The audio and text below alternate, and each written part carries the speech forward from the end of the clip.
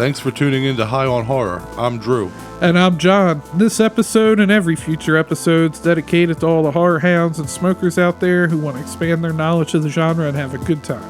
Today we're giving you part 2 of our interview with Brian Yuzna, and we're also going to review Bride of Re-Animator and Prey. And of course, we're going to answer a few questions from some listeners out there that you all sent in to us. All that and more today on High on Horror. Interviews, reviews, and the latest news all rolled into one.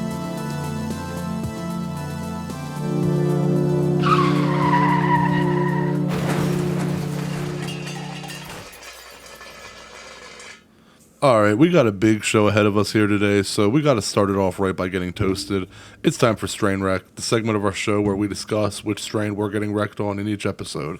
John, what do we got today, brother? I got some more of that sour kosher. It's that 18% joint. Oh, nice. 18%. Yeah, we had it 2 weeks ago. I'm finally all out of the Colorado weed. I rationed it enough that it's finally all gone. Oh, it's a sad day. But hey, you enjoyed the shit out of it. And thank you for sharing with me. I've enjoyed the shit out of it. So the current event that we're talking about this week while we smoke is Prey. We're dedicating this Strain Wreck to reviewing Prey, which is now streaming on Hulu and Disney+. I was a little confused earlier. I couldn't find it on Disney+. Turns out that it's exclusive to the UK on Disney+. And over here in the US, it's on Hulu. So if you're in America, don't go looking for it on Disney+. America, fuck yeah. Watched that recently. It's always Team good. America. Oh, man, it's fucking hilarious. Anyway, okay, so 10 Cloverfield Lane's Dan Trachtenberg directed the latest film in the Predator franchise titled Prey. The film was written by Dan and Patrick Asen, who's done some work on Tom Clancy's Jack Ryan and Wayward Pines. Prey takes place some 300 years ago before the first film, starring Arnold Schwarzenegger from 1987, and is the Predator's first time on Earth. In Prey, the Predator is hunting a Comanche tribe, but we all know that the Predators hunt the Alpha, and in this case, it's a female warrior named Naru, played by Amber Midthunter from the show Roswell, New Mexico. She must rely on her own weapons that she made and her wits to take out the Predator. Yeah, so I'm going to bring up a couple things. The movie, to me, did not... Maybe it's just me. I didn't feel like I was watching something necessarily set in the 1700s. It didn't feel like 300 years ago to me. Okay. And you know who I'm going to bring up, what director I'm going to bring up next. Robert Eggers. Robert Eggers, yep. I mean, I feel like he would have made it feel like it was set 300 years ago. Mel Gibson did a good job on Apocalypto. Yeah, he would have done a good job, I too. feel like her clothes, actually, we're having it play in the background right now. Like, her clothes just look too clean. I understand to me. that. And, like, when she's chasing the deer, like, it looks like she's out here sliding, jumping like it's fucking Assassin's Creed.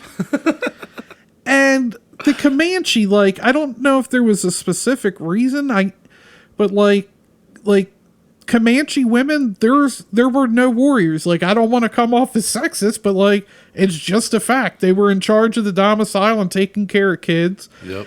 But there's so many other tribes that had female warriors that, like, they could have used. There's the Dahomey Amazons were, like, frontline soldiers for the Kingdom of Dahomey in West Africa. I mean, and they were even a contemporary to the Comanches at this time in Africa. Like, I just feel like I don't like they could have picked a tribe that was actually represented in that way. Like, I even tried to do research on, like, any Comanche, like, female warriors, and there was, like, nothing. And they said that, like, when the Comanches would raid other tribes, they would take the women as slaves and stuff. So, like, I don't think they were not progressive, that's for sure. Well, I don't think that, I'm not saying that this movie doesn't acknowledge it. I think that what you're saying is kind of the point of the movie, that a woman can be a warrior, and we'll get to that later. Guess. I'll get to that later. Not that I think that that's the way it should have gone or anything. But, did you have something else you wanted to contribute? I don't know if I should save it for later, talk about the French. Do you want me to wait, or? Yeah, just wait one more. Okay. Just wait 1 second. Okay. All right. So the Predator is played by Dan DiLiegro. I hope I'm saying that right. Predator looks awesome. Yeah, and he does a lot of roles in which he's under latex and heavy makeup. He's a former basketball player who played 8 seasons for teams in Italy and Israel. He's a big guy at 6'9", but that's still a little small compared to Kevin Peter Hall, who played Jungle Hunter and City Hunter Predator in the first 2 films, who stood at 7'2". Yeah, It's an older Predator. It's a younger one. So, well, I mean, not like age-wise, but just like a younger version of the Predator. So Yeah. maybe that's why he's not 7 feet. Maybe, yeah, that could be. And well, the predator in Prey is called feral predator, and like you said, John, he is badass looking. And Dan Trachtenberg wanted the creature to be leaner and meaner, and wanted to show more of the creature in regards to what armor it wears and whatnot. Feral predator has thin dreads and a bone biomask, but no plasma caster. The predator's shoulder gun isn't in this film because it'd be too unfair of a fight, and to show how this predator comes from before the invention of the plasma caster. His weapons are more primitive, but still high tech. Will the Predator's first hunt on Earth be a successful one, or will the Comanche warrior make the Predator the prey? Okay, I'll jump in here. Another thing I wanted to say was they chose the French to kind of be like another antagonist. Yeah. But like of the European settlements, like and colonists, like they respected the natives, they treated them like humans, and like the natives in turn treated the French like friends.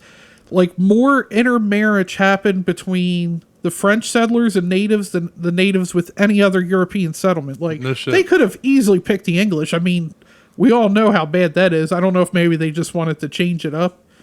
So, I appreciate the history lesson you're giving us on this. This is pretty interesting. Maybe that's what's bothering me too much is like the history part. And I'm like, well, this is bullshit. Like I said, the Comanche, female warrior, I could understand as being like, oh yeah, she's the first, like she's, like they're trying to make like a woman tough and like, say that women can fight. And I'm not saying they can't, but you know what I'm saying? That they're trying to make a point that, oh, like she's the tough one. She's the one that stood up and could do it when they said women did do it. But she also does get like those Rey from Star Wars, where like, man, she's this quick of a learner. Yeah. Yeah, and that's what, I was going to say. So my opinion of the film is the action scenes are incredible and violent.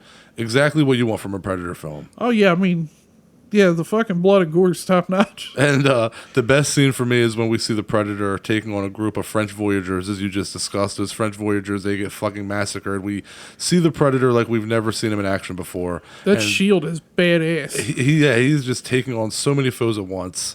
And I like that the Predator isn't untouchable. He's just tough as fucking nails and walks it off. Every scene of action I thought was well done. I'd even use the word thrilling. This brings me to the CGI and practical effects, which I also think are good. I saw a few reviews online that said this movie suffered from some bad CG at times, but they didn't specify when. And maybe over repeated viewings I'll catch something, but for my first viewing, I thought the effects were solid, and I thought the Predator is definitely one ugly motherfucker. I like the new design, not as much as the version from the first Predator, but I like it. It's new and it's scary looking. Yeah, I know you don't play games, but some of the listeners out there, he kind of looks like a character from the game Apex called Revenant, but he's more of a robot, but just the face thing. Okay. Yeah, I have no idea who you're talking about. I wanted to say there was one line in the movie that it made me think of a completely different movie when her brother talks, like after she's like, oh, I don't think we can kill this. Right. And he goes, if it bleeds, we can kill it. All I thought of, tell me, do you bleed? Tell me.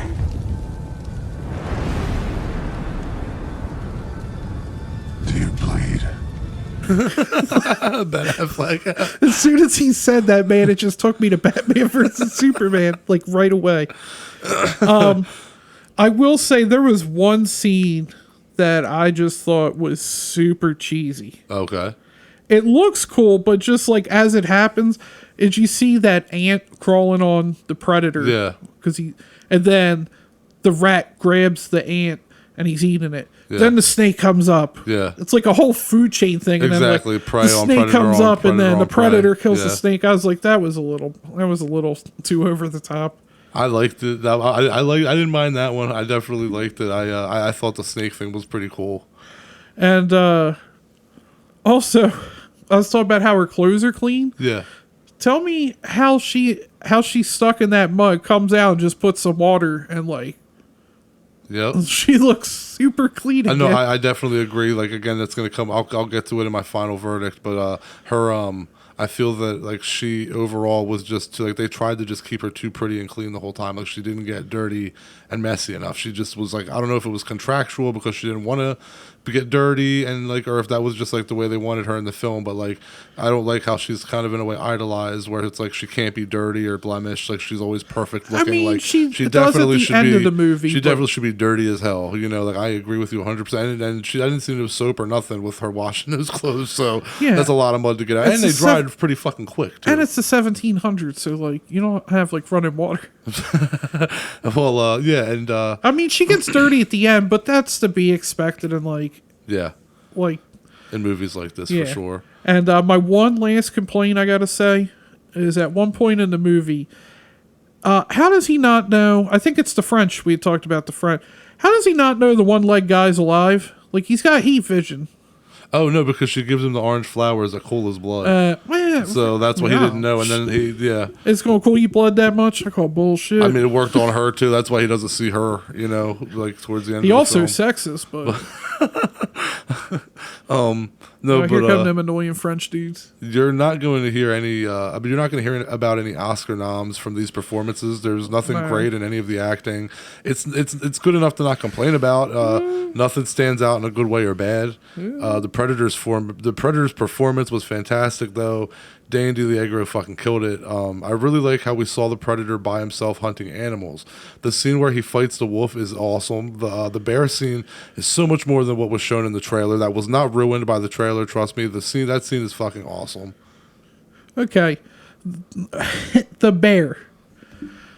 How the fuck is she going to outrun a goddamn bear? Them things can run like 38 miles an hour. She isn't not getting away from that bear. It's catching her and mauling the fuck out of her. It's gonna. The Revenant. We all saw what happened to Leo in The Revenant. Bear rape. I still think it's funny people say it's bear rape. It's not. He totally is getting ripped apart by its claws. But anyway, I didn't expect the Predator to take the bear on in a fight like that. The Predator, you know, this Predator film did what other Predator films in the past have failed at, and that's making it goddamn suspenseful. So suspenseful that at every turn, I was worrying or wondering, is the Predator watching them, like in his invisible creeper mode? You know, like his presence, creeper mode. his presence is felt in every scene. Once you see him land on Earth, you're always wondering, is he there watching? And the pace of the pace and the plot moves along quickly, but not too quickly. We get the character development and character growth of Naru, so that the end fight scene is set up without a fault. The music by Sarah Schnackner. I hope I'm pronouncing that properly. It's great. It's a great compliment to the film. She scored a lot of games and stuff like Call of Duty and Assassin's Creed, so she really knows how to put on an epic score. All right, so let me talk to you now. I'll tell you all my complaint about the film. One more thing about the bear scene. Okay, yeah, go ahead. I wanted to say I did not expect the Predator to get kind of fucked up by the bear as well. I just expected him to just run through the bear, but he kind of gets stomped out there a little bit. Yeah, he actually gets taken down. The bear kind of khabibs him for a bit. Khabibs him. So my biggest complaint is a spoiler. I'm not trying to do too many spoilers on this review because this is such a fresh movie, but I won't go too much into detail. But I would have liked this movie a lot more if Naru took a lot more damage than she does in the final fight. The lack of damage that she takes literally made me take an entire point off of my rating for this movie. If she was limping and covered in blood like Arnold or Danny Glover were, battle worn from the fight, I'd have given this movie a solid 8.5. I mean, those guys win, but they get the shit beat out of them. Like they are barely alive. And I feel like due to today's movies being social commentaries and pushing agendas, that they made her too untouchable. And not only did that make it unrealistic, but it took me out of it. I felt that they were just trying to make her a hero instead of trying to make her just barely survive the fight, which is the way it should have went. They wanted a female protagonist to be a complete badass, and they totally overdid it. She should not have walked away from the fight in the condition that she did. Overall, it's the best Predator film since the first, but it's still a drop from how good the first one was. I give this a 7.5 out of 10. Alexa Woods was more badass than Naru. AVP. Oh yeah, for sure. Yeah, I didn't like this movie. You didn't like it? I figured you would have figured I was going this way with as many complaints as I've had about. No, not at all. I thought that the most suspenseful part for me was, is this over? Oh damn! Like, really? I'm going like sub 4 on this. Like, I did not like it Are at you all. serious? Holy shit. I would say I like it more than the Scream. I don't know what I rated Scream. So I think you gave Scream a 6. Really? Did I?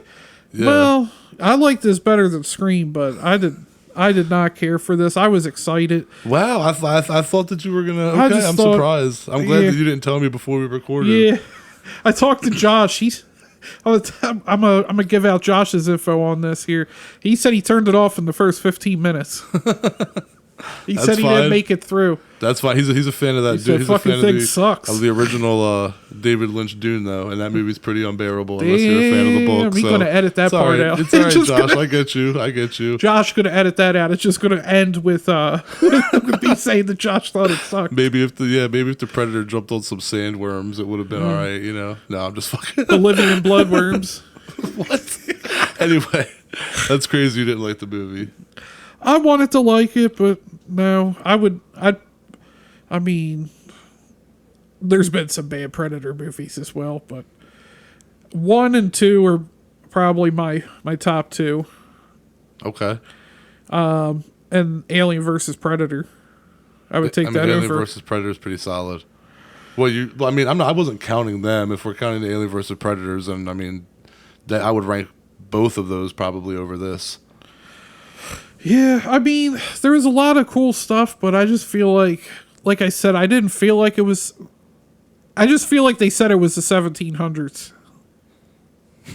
Like, I don't know. Like, I just felt like it was a Predator movie. Like, why all this, like, pressing on the Comanches? Like, obviously they had Comanche. I don't know. It just, I didn't connect with it. Okay, that's understandable. But the funny thing is, after I had my opinion, I said, let me go read the reviews, figuring, oh, it's a Predator movie. It always gets hate. No, this one's this one's beloved. I'm like, oh, I guess I'm the asshole on this one, huh? Yeah, it's like a 96 on Rotten Tomatoes.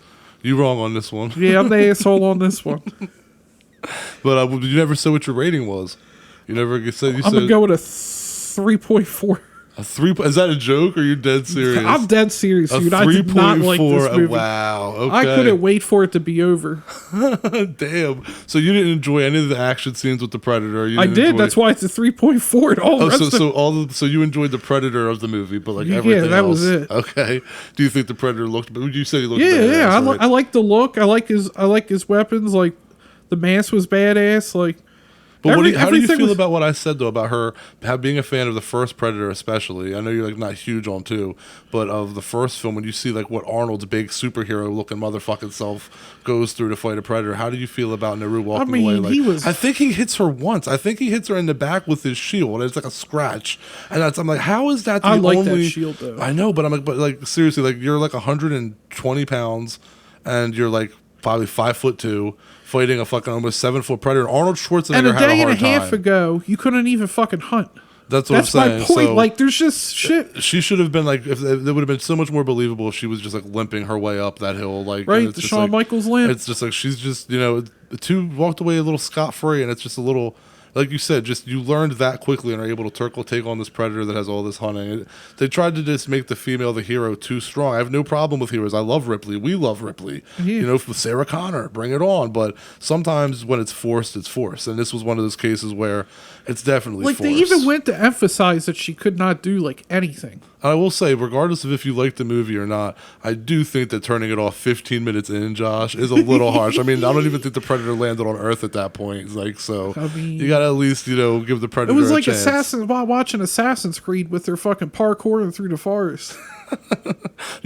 Actually, though, and one last thing that I'll say before we move on is that one thing that I was disappointed in is that, by the way, this scene with the net is pretty awesome. Yeah, That I is forgot awesome. about that. But the one thing that I did want to bring up was that, you can watch this film in 2 versions. You can watch it in English or you can watch it in Comanche mode where they speak actual like Comanche and it's subtitled.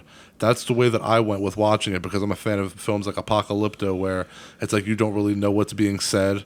Almost takes you it almost makes you in the moment because I like that. I also don't mind subtitles, so I watched it in Comanche mode. But something that really messed me up was that I thought that they had filmed 2 versions of like every scene, and where like one was spoken in Comanche and one was English, and it was literally just like Comanche voiceovers like while they spoke English. So I was kind of so like it that was wasn't- yeah. kind of whack. I thought they went authentic with it and like were like making I was them speak wondering Comanche. that and they didn't. because I wanted to watch the Comanche version, It was but kind of a waste because I thought maybe I thought maybe it just wasn't available on Hulu because I didn't know it was a separate one you had to click on. I went to the audio and I was like, "There's only English," and I was wondering when watching that, I'm like, so it definitely matches up to them speaking in English. So that's weird. I would figure that they would have recorded two in, scenes, in right? Comanche. Well, like even if you were just going to do one, that they would have recorded in Comanche and had the English dub. Right.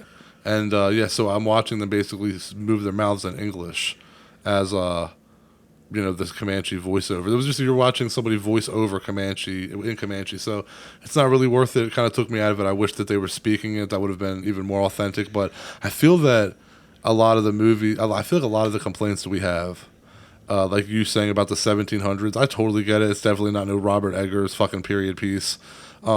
But I feel that like all these things are, and the clothes you can't explain away. They should have been dirty.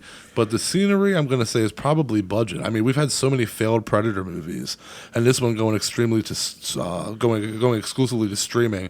I feel that they were like, I don't know. I didn't actually look up the budget on this one, but I feel that this was probably a tighter budget for a monster movie.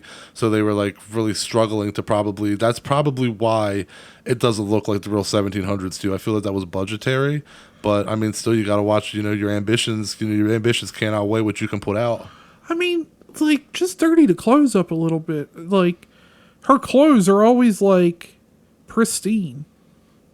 Yeah. So, all right, well, I guess that's our review for Prey.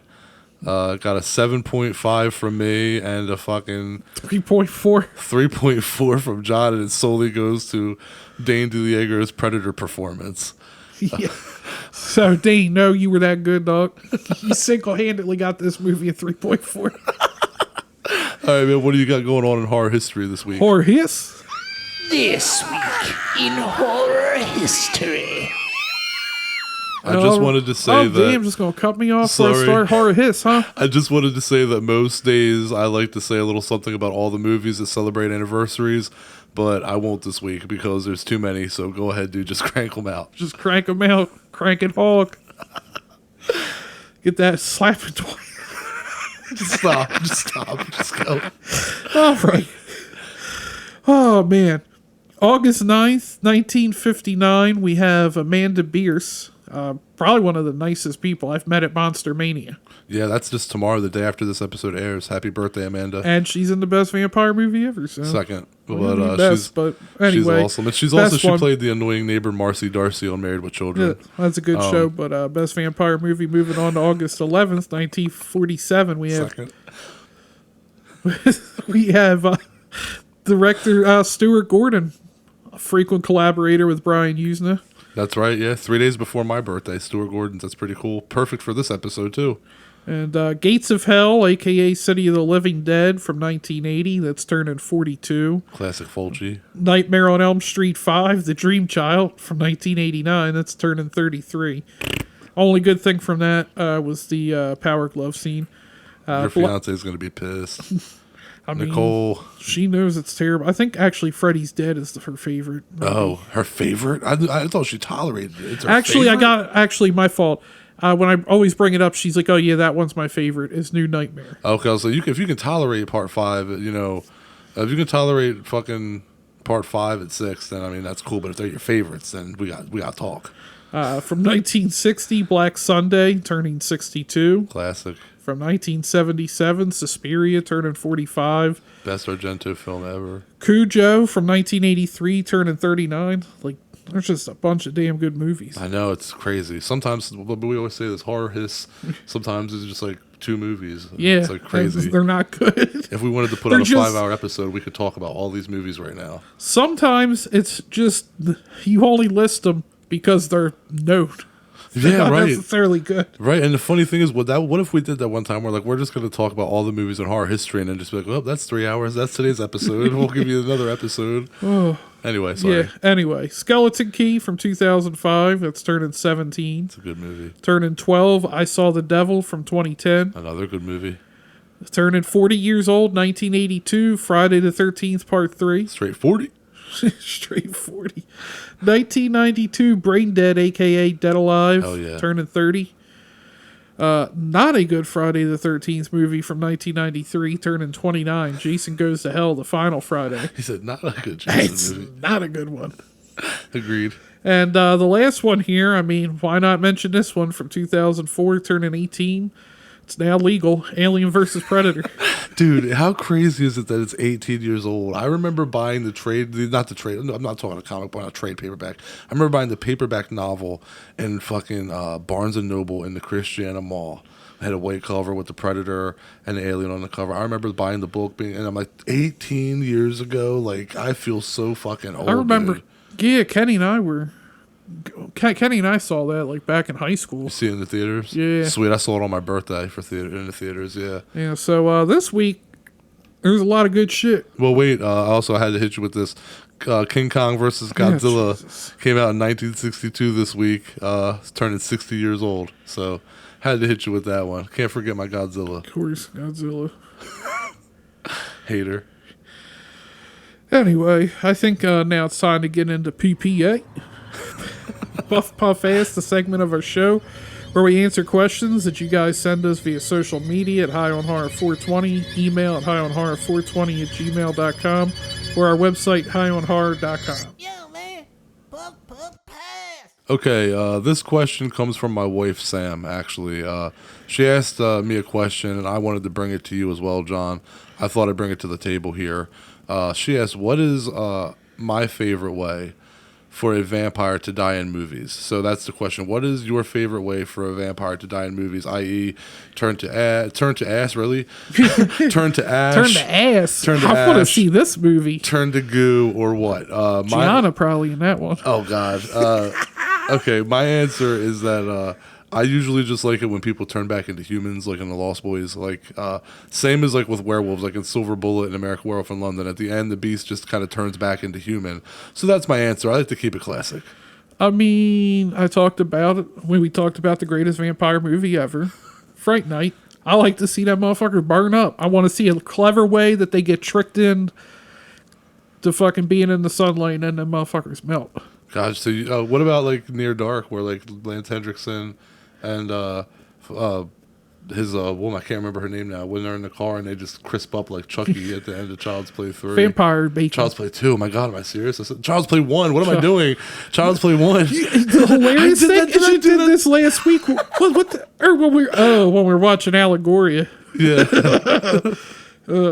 That movie. But yeah, you made a reference and that same shit happened. I try to make a reference. You got down to Child's Play 2 and then like you realized it right as I was saying it, where I'm like, wait, don't you mean the original Child? You're like, yeah.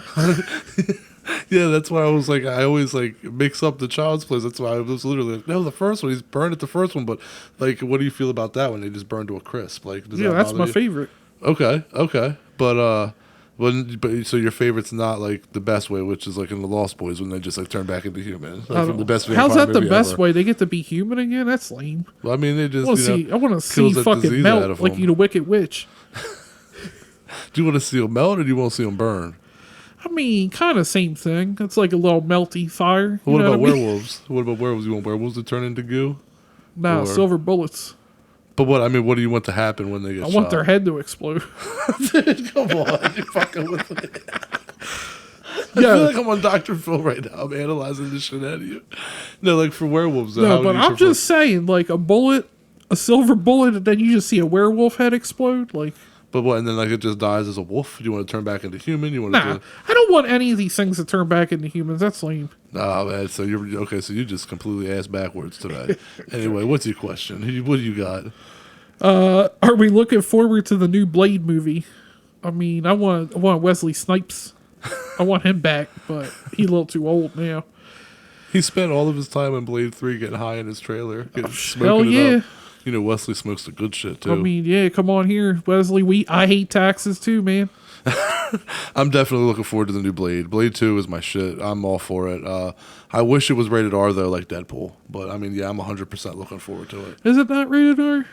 No, they announced that it was I thought it was supposed to be. That was the original intention, and then last year they said that it is in fact going to be a PG-13 film. So that dampens it a little bit because I always think of Wesley Snipes in the first one when the cops are shooting at him in the hospital.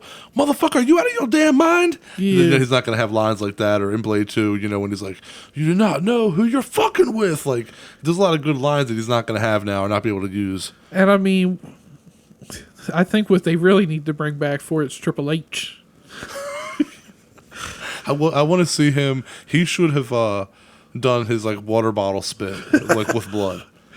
Just have some Motorhead playing. Just have some Motorhead playing. Some random Motorhead song jam. R.I.P. Lemmy. Yeah, right. Anyway, we're rambling. Who wrote? I didn't even answer the question. I was going to say you didn't even answer the question. Did you even read name a name or whoever where it came from? No, I didn't write nothing down. I'm high. If you wrote it, you know who you is. You can take credit on social media. I won't fight you. At least answer the question. Okay. Yes. You are looking forward to it. Okay. I mean, it's Blade. I mean, why do I not want to see it? What's there not to look forward to, right? But again, the Snipe Man ain't in it, so I'm a little worried. Well, they wanted him to originally play Dracula, and then I guess along with the rating shift from AR to PG-13, it's like now Wesley Snipes isn't going to play Dracula. Now fucking Homelander from, I can't think of his name. Oh, Jeffree Star. Yeah. Wait, I don't think that's right. Is it? No. I think Jeffree Star. I'm just going to say Homelander. It's really unprofessional of me, but I don't know the guy's name like that. That dude that plays that Homelander joint. He's supposed to be playing Dracula now. Anthony Starr. Yeah, well, wait. Who did you said Jeremy or Jeffree Star? And I agree with you. Who is Jeffree Star? I feel. Never mind. We'll move on. Okay. Anyway, now let's get on to the focus of our show, Bride of Re-Animator.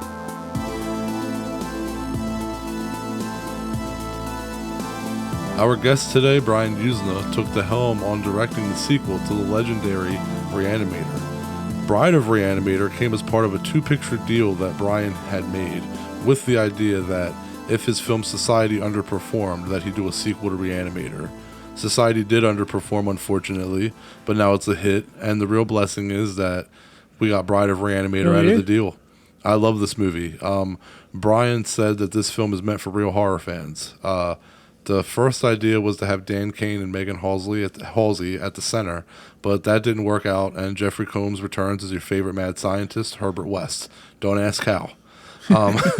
And he takes the center with Dan. Yuzna did his homework with this one. He actually used things from Lovecraft's Herbert West Re-Animator that didn't make it into the first film, like the head in the box. And veteran actor Claude Earl Jones joins the cast. He related to James Earl? I don't know. That's something actually to look into. But he joins the cast. This one, along with Halloween 4's Kathleen Kinmont. Oh, we know who Kelly Meeker is.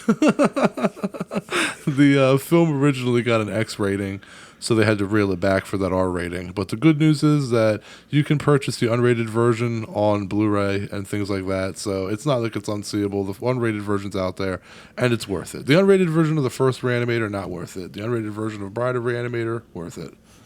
Well, thanks for breaking that one down. So, Bride of Re-Animator is a 1990 American comedy horror film produced and directed by today's guest, once again, Brian Yuzna, and also written by Yuzna, Rick Fry, and Woody Keith.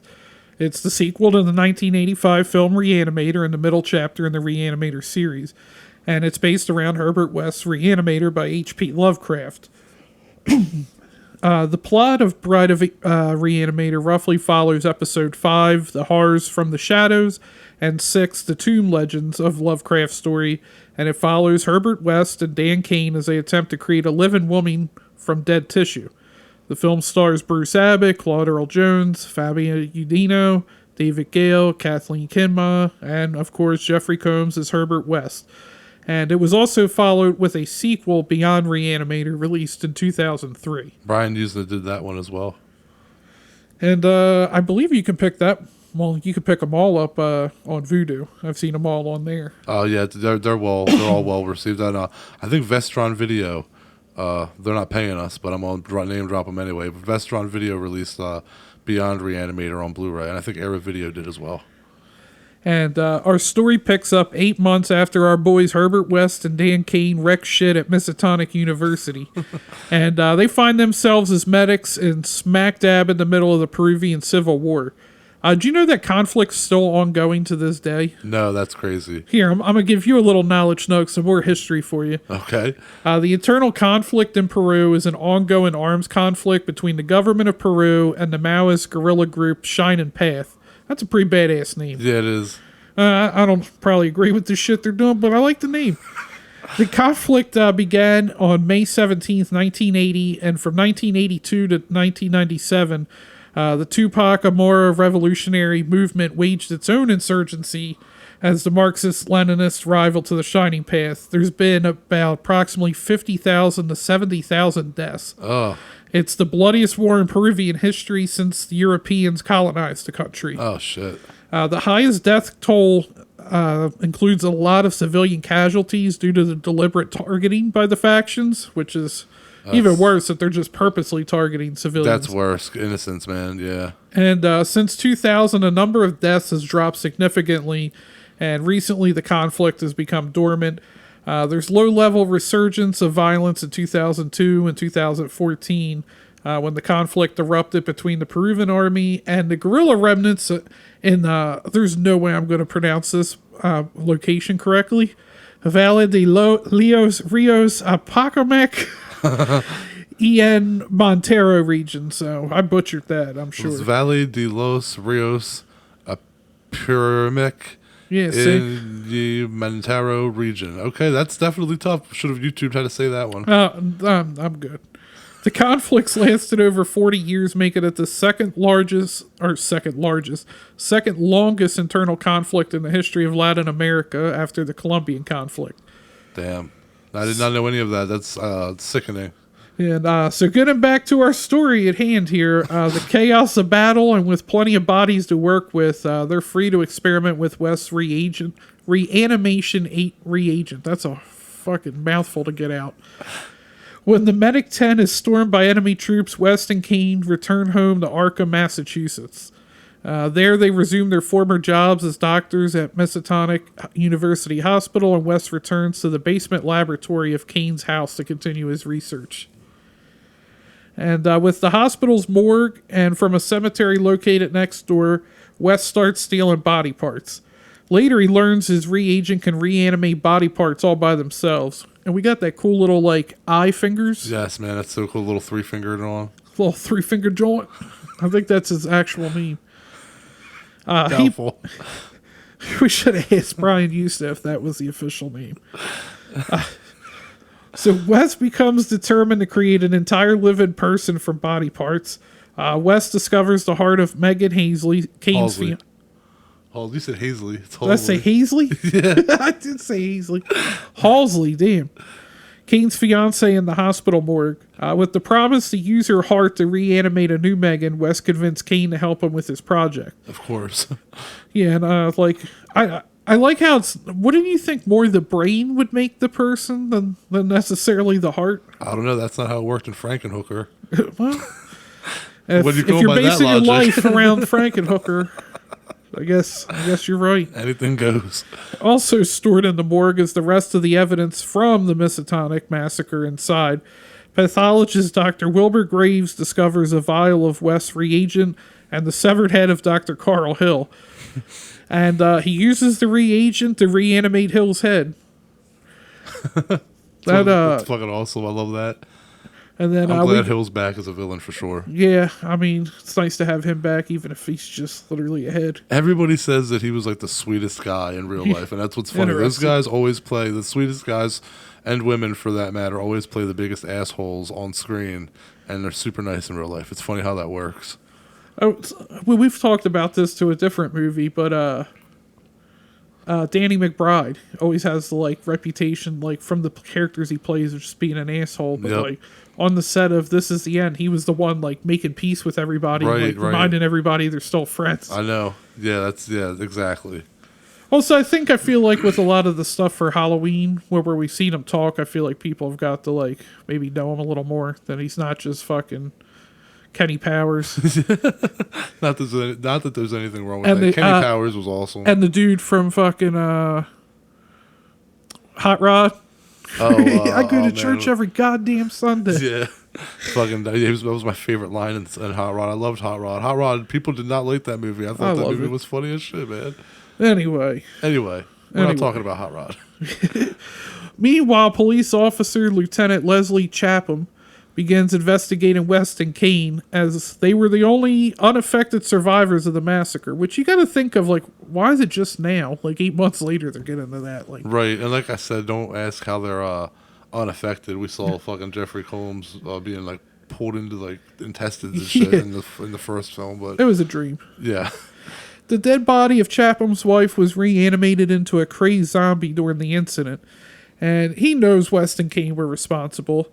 He stops by their house to question him. He discovers West's corpse-filled lab, and the two get into a confrontation.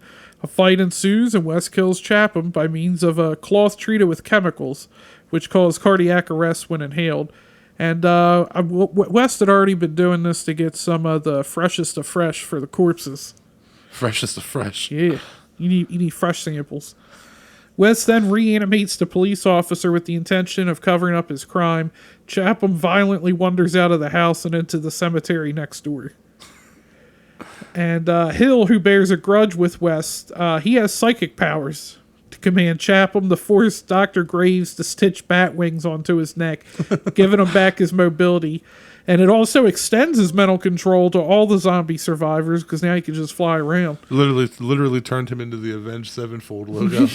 Dude, that bat head is fucking awesome, though. I know, it really is. You just got like these little bat wings just fucking flapping. The scene where they cut the wings off the bat, although the bat's fake as shit, the squealing and the sound effects still make it hard to watch for me. It's not no Cannibal Holocaust, you know what I mean? but still, it's definitely hard to watch. Even watching a fake bat in that much pain was pretty brutal. Yeah, he cuts through the bat wings pretty quick. That's the thing that makes me go, okay, that's not real, because he just swoop. Didn't drug the bat, neither, just left him there squealing, man. Pinned him down. Just fucking brutal. Anyway. When one of Kane's patients, Gloria, dies, Wes collects the last piece he needs, her head. Yeah. I mean, he could have used Hill's head. Could have, But, well, I don't know. That was pretty dead. Maybe he just wanted a new brain. Yeah, maybe. Who knows? With a complete body just stitch. Wanted a pretty face. Yeah, true. For your zombie. But, with the complete body stitched and wired together, West and Kane inject the reagent into Meg's heart. While waiting for the reagent to take effect, a package is delivered to their house. West retrieves it and opens it. From inside, Hill's winged head flies out. Simultaneously, the zombies Hill control break into the house. West retreats back into the basement lab where his creation, the Bride, has awoken. A cat fight breaks out between the Bride and Kane's current girlfriend. Cat fight! Where's Joey Styles when you need him? I mean, I'm sure if we paid him enough, maybe. But Kane's current girlfriend is Italian journalist Francesca Danelli. I think I said that right. That's pretty simple, yeah. Yeah, yeah, I got that. They'd met in Peru. Kane rejects the Bride's love and sides with Francesca. Heartbroken, the Bride rips Meg's heart out of her own chest and then falls to pieces. Is this what you want, she says. West diagnosed this as tissue rejection. Is this what you want? While she pulls her heart out and tries to hand it to him. It's like the line of the movie. Fucking awesome scene. It's shot well. Like, yeah, the angle gore, with the lights flashing. Yeah, it's a brilliant scene. It's a great line. It's definitely, regardless of if you like the movie, don't like the movie, whatever. Like, the point is, everybody in their lifetime can watch that clip of her pulling her heart out and screaming, "Is this what you want?" And anybody who's been in any sort of long-term relationship will tell you that they've been there and know how that feels. If only your chest was just an open cavity that you could reach into and do that. That's, we've all been there, so it's just a very powerful scene. But then, like I said, you have West who just files it up with, he diagnoses it as tissue rejection. No, that's the way he does it too. Tissue rejection. Jeffrey Combs is amazing in these movies. Hill and his zombies force West, Kane, and Francesca to retreat through the walls of the lab and into a crypt in the neighboring cemetery. Inside all of West, prior test subjects arise and make their way towards him, stopping only when Herbert commands them to. The unstable crypt begins to collapse, trapping Hill, West, and the zombies. Kane and Francesca escape the debris and claw their way to the surface of the cemetery together. Hill is stuck in the debris with Megan's heart still in the hand of the bride stops beating. I mean, I still love the OG Re-Animator best, but this is not a bad follow-up. It's really a lot of the same in this movie, and like I don't mean that in a bad way. Yeah, I understand that. If you love Re-Animator, I would say there's little doubt to me that you wouldn't like this movie. The effects are still good. I mean, they feel so there's things where you see effects, but they feel dated, but like they're done well. Mm-hmm. Yep. And the comedy's in the right spots. Like I said, I love the fucking tissue rejection line. I would give it a 7.5, 7.6 out of 10. Very nice. Yeah. I think that this film stands toe to toe with the first Re-Animator. It's not as good, but it's damn good and a solid follow up to what essentially seems unnecessary. You know, and I mean that in the most respectful terms. But when you hear that they did a sequel to Re-Animator, my first thought is like, why? You know, like they didn't need to do that. And it didn't need a sequel, truth be told. But if there was ever going to be a sequel, this one's as good as it gets, man. This baby is bad to the bone, and it's the first one. It's the first Re-Animator on steroids with bigger ambition and more gore. I give it an 8 out of 10. Yeah, I would definitely recommend this over Prey. And it's actually, it's streaming right now. Just Google it; you'll see where it's streaming. You know, it's available free on some formats, some services.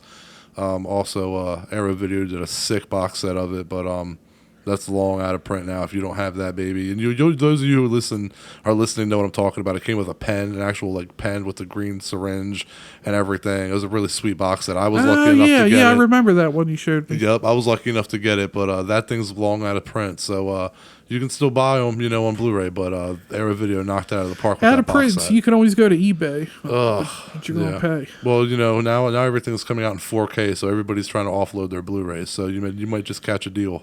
You just might catch a deal. There is so much shit that's being converted to 4K that I'm just like, why? I was on Vudu looking at sales, and I was like, don't I own this movie? And it was like, yeah, but now it's in 4K. I'm like, this is a comedy from like 1992. What the hell do I need it in 4K? Dude, the thing that's really killing me about it is that like I think that this year is the first year. Like, you remember how many movies I would crank out buying. And I'm not even really buying many movies anymore. This is like the slowest year of movie buying I've had. I've literally gone like months in a row without buying a single title because it's like Scream Factory is the fucking worst right now. All they're doing is all the movies that I collected over the years and got slipcovers for, special editions of, they're literally just going through their entire catalog and re-releasing everything that they've already put out on 4K. Every new release every time they're releasing a new title, it's The Fog 4K, The Howling 4K, Halloween 4K, Species 4K. All these movies I just bought on Blu-ray like 2 years ago. It's like, I'm not that sold on 4K yet that I need to rebuy my entire collection for it, especially when I have a 4K TV, a 4K upscaler Blu-ray player, and a fucking the Blu-rays themselves save 2 and 4K scans. It's like, I'm not rebuying my collection and dropping like $40 on a fucking title to replace my whole collection, and it's such a money grab. It's 4K is kind of pissing me off, but it's not the technology, it's the marketing behind it. The people like Scream Factory really take advantage of the fact that they know their base is like their fans are like they're picky about what they want, so they're kind of definitely turning it into a. They're marketing it and they're milking the shit out of it, and they know what they're doing. Okay, let me put it this way. One more thing I'll say. You remember how I just bought Halloween 1 through 5 on 4K from them with those like slip covers and shit? Mm-hmm. So they put out 1 through 5. So everybody's waiting all this time for them to put out 6, H2O, and Resurrection. Okay, so everybody's like, you know, where are they? And then like the announcement came a few weeks ago that they're going to come out this fall. Scream Factory. It's coming as a 3-pack, right? No, dude, they're fucking releasing the entire Halloween set now as a box set, saying that under contractual obligations, they're not allowed to put out 6, 7, or Resurrection they're not the 6 H2O or Resurrection individually. So they put out the first 5 just to sell them, knowing that they were going to later put the other ones in a set that you could only buy if you bought the whole set with every Halloween film in it. So now those of us that were suckers enough to buy 1 through 5 have to re-buy them in a box set if we want to get the last 3. I'm going to take them extras. If we want to get the last 3. So it's just one of those things like you knew what the fucking plan was. You deliberately were like, let's sell these 5. And it's the fact that the people who collect physical media are kind of being pulled and just manipulated into buying shit that they don't need, and just unnecessary releases are really starting to bother me. I would say it's all over. I mean, I know woe is me with my digital, but like they had released Batman 89 the one time. They had it on sale on Vudu. I was like, oh sweet, I'll buy it. 2 months later, they announced, Batman 1989 is coming back to the theaters. We're going to do all the Batmans at theaters, and they're all getting 4K. And I'm like, come on, you just had me buy this.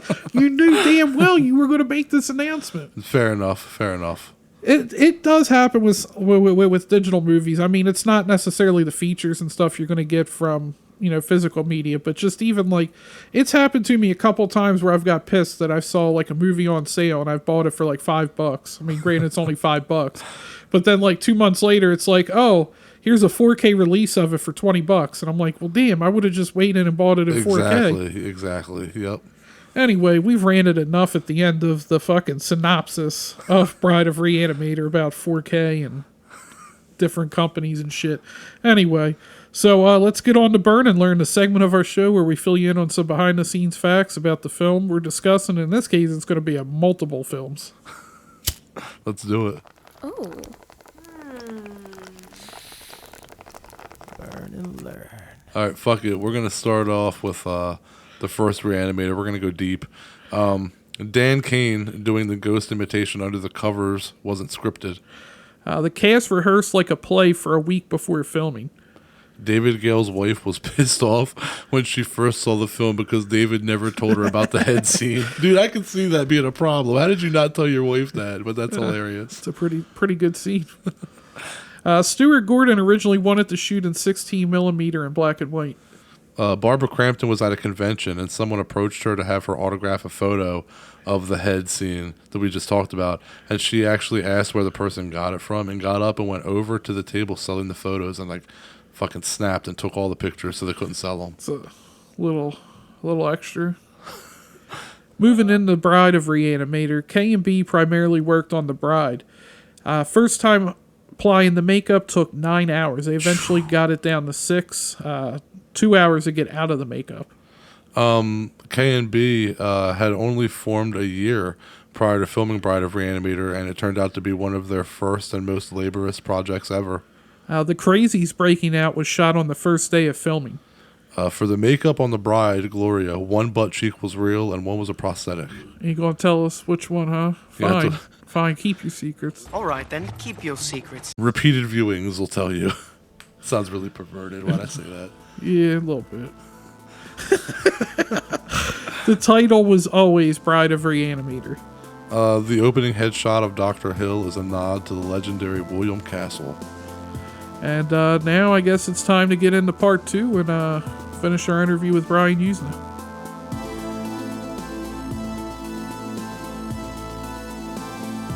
Well, you had brought up Ken Foray earlier, and I wanted to roll with that real quick because you had also worked with him in From Beyond, and that's one of my all-time favorite movies. And I wanted to ask you, while you were doing From Beyond, you had to film the hospital scenes in the beginning of the film in a rundown studio because Dino De Laurentiis' property was seized and stripped for value. Did you know right then and there that it was going to be a hard movie to make, or were you already conditioned to making hard movies like that on the fly at that point? I don't think From Beyond was a hard movie. Personally, I think I was still in the adventure of making movies. That was my third film, professional movie. It's an excellent film. Re-Animator. I didn't think Re-Animator was hard because I signed the checks. I answered to nobody. That's the best. Nobody could. Right. I was the final word. So that made it the best. Dolls was a little different because it wasn't exactly my taste, but I Stuart fucking and I love made dolls. Dolls and From Beyond, and those were financed by Empire. So Reanimator I paid. Yeah. Those two I didn't have to pay for, and I got a paycheck. With Reanimator, I not only didn't get a paycheck, I had to go into debt to make the movie, right? That's the hell of it. But now I was getting paid, somebody else was paying for it. Of course, it was a little dicey because in Italy I had to sign all the papers because I was the producer, had to sign at the bank and stuff. And of course, Empire was kind of a shady organization. So there was this one point where you kind of go, God, am I gonna end up going down for somebody else's misdeeds? But That would suck. we built one set where we built a big house set, and we shot both Dolls and From Beyond there. Before we edited Dolls, we shot From Beyond, and From Beyond had a lot of effects, but we had a lot of. It wasn't to me. It wasn't difficult. I mean, the difficult thing was that I started Okay. suing Empire in the middle of the shoot because they had taken all the money from Reanimator. So I was that. I was that guy. I was that typical kind of cliche guy that went to Hollywood and got taken. Right. It's the typical thing. The good part of it was, yeah, I did get taken for all the money, but I got a movie out of it that gave me the opportunity to make more movies, And so two of Right? those were Yeah, especially a movie like Reanimator. pardon? I said, yeah, especially a movie like Reanimator. That's a way to get your name out there. Well, thank God, because I didn't get the money. I had to sue. Cost me six figures to sue just to get the movie back. But that movie was hugely successful. I would have been a multimillionaire if I hadn't been kind of cheated out of the receipts for it. But hey, you go to Hollywood, it's the old Right. story, right? It's the old story. It's what's not typical. That's a typical story. What's not typical is that the movie is so good. That's what's not typical. Right.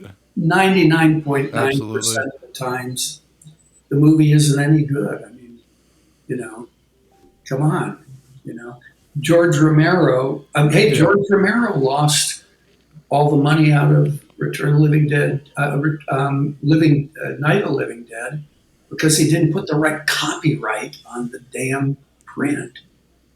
I mean, Yeah, that's one of today the that wouldn't greatest happen. sins The in history. It sucks. copyright laws have changed now. You know that. But back then, Right. you didn't put it in the Yeah. right. If you didn't put it in the print, you lost your copyrights. One of the reasons Night of the Living Dead was such a classic so quickly was that it was public domain. That meant when it came out on video, Right. everybody could put it out on video. Anybody could put it out on video.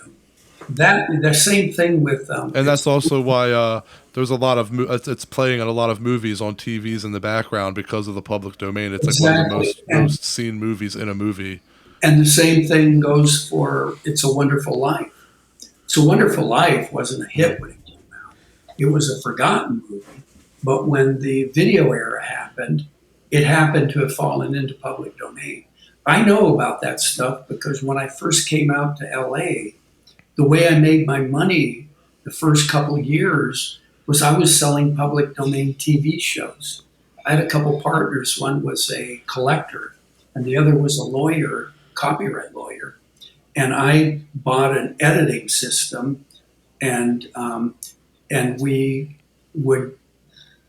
found out. The lawyer would go to the Library of Congress and check out all the copyright notices for the TV shows that our partner had collected. And what happened is the TV from the 50s, you've got to renew it after so many years. But nobody ever thought anybody would want to watch those old TV shows. So it costs something, I forget how much, 10 or 20 bucks to renew each episode. It's kind of like they didn't do it. Boom, we sold 400 hours of this stuff. And we sold it to like Nickelodeon. The Nickelodeon was just starting. So it's public domain and copyright. Now it's all IP, intellectual property, and the companies, all the entertainment companies now, streaming services, all what they're doing is collecting IPs because that's the value. So if you had an IP, if you got something of value, you can sell it. Right. Absolutely. And From Beyond, is it true that Jeffrey Combs' mouth was glued shut from the Fixodent on the brain that he ate? So Stuart Gordon did the same thing, so he would glue his mouth shut as well? I never heard that. I'm not saying it's not true, but I never heard. Yeah, it's okay. That's why I wanted to bring that up, because it's one of those stories that I've heard over the years where it was like Jeffrey Combs' mouth was glued shut from the Fixodent, so Stuart Gordon was like, "I'll do it too." I'll tell you what rings true about that is that Stuart would do anything to make an actor do what he told him to. Stuart was somewhat of a dictator on the set. He was Stuart was directing. I remember his brother at his memorial quoted from a report card he had gotten in grammar school. I think it was grammar school. And the teacher said he was very good at directing the other kids in the playground. In other words, telling them what to do, which is what a director is, right? Telling people what to do. So I think Stuart was born to be a director. I was not born to be either a producer, director, or anything. I did it because I thought it would be better than the option. It looked like like something that would be fun to do. Stuart, I think he just had he had this thing about directing. And even in high school, he and Dennis Paoli were in the same high school. And they had an acting group, a theater group, like a street theater or something, in the high school. When he went to the University of Wisconsin with Dennis as well, because they were both from Chicago, he got it. He said he couldn't get into the film curriculum, and so he went into the theater curriculum and became a theater director. And then he got famous. Then he did theater when he got out with his wife, Carolyn. And he got famous. This was back in the countercultural days, right? This is, before you guys were born, but it was kind of like today where you think the whole country is going to fall apart. But back then, it just meant that if you had long hair, somebody might beat you up for that, If you didn't want to go to Vietnam, it might be fisticuffs, There was a real cultural divide. And Stuart did I think this was one of the formative experiences of his life. And I say that with the caveat that what the fuck do I know, right? Just from my point of view. And that was that he did a play based on Peter Pan, but all the actors were naked. And he got arrested and taken to jail for it, right? Because it was obscene. And I've seen the newspaper clippings from that. And I think that was such a trip, such a high to get so much attention for shocking people. And I think Stuart just liked to shock people. And there was this whole us versus them kind of mentality that came out of the 60s. And the us versus them was I mean, believe it or not, there was this idea when I was in high school and college where you couldn't trust anybody over 30. I don't know if you've seen Wild in the Streets. You seen that Corman movie? No. If you haven't, No. you better watch it. And that's about how they take all the old people and put them in concentration camps. Old people by over 30, and all the water is laced with LSD. So you got to watch this movie. It's a Corman movie, Wild in the Streets. But anyway, that really reflected the era that you couldn't trust anybody that was over 30. That sounds kind of sad right now, in a way, right? But that's the way people thought. And I think Stewart got off on the shocking people. And in his theater, I think he learned how to direct and how to run a theater. He had his own theater called the Organic Theater in Chicago that was very well respected. And he was the creative director, and he did plays based on everything from sci-fi to thrillers to anything, comedies. And I think he's like a legitimate talent in the theater. He's a legitimate theater director. And he had been doing it for over 10 years when I met him. So his first movie was Re-Animator, but he was a professional theater director who liked to shock people, liked to be excessive. And so I think when people saw Re-Animator, I think the thing that Re-Animator is like a theater play. It has the rhythms and the suspension of disbelief that you get from theater. The acting is fantastic. This guy's a real director. We're used to people doing movies, and they do a horror. A lot of people do a horror movie because that's the cheap one to do. It's the safe bet. They don't really want to be a horror director and all that. Stewart didn't want to be a horror director, and Dennis has told me this. Dennis Paoli has told me, he says, when we did Re-Animator, we could have done any genre in movie, but you wanted to make a horror movie. So we made a horror movie, and it was so successful, we just had to keep making, But Stewart did any kind. He and Dennis, they did any genre, especially comedy, or they could do, I think he could have done anything. It's just that he did horror, and we made a cheap movie, which was Re-Animator. But who could guess that you could have a first-time director and producer, for that matter, making a cheap horror movie? And of course, we had the advantage that since I was in charge, I wouldn't even give it to the MPAA, because they would cut everything out that was good. So we went extreme with it. And Stewart wanted to go extreme because he's the guy that did the naked fucking Peter Pan, right? He wants to shock people, right? And so, Yeah. But I think when people first saw it, because it was on some best 10 list for the year, this was a movie. I mean, it's a really good movie beyond being a horror movie. It's just really good. Who could guess? Because normally that first-time director, producer movie would probably be pretty crappy, and maybe if it was gory and exploitation enough, it would be like The Last House on the Left or something, or The Hills Have Eyes, which weren't even the first movies for Wes Craven. But I don't think anybody was ready to have that kind of masterful direction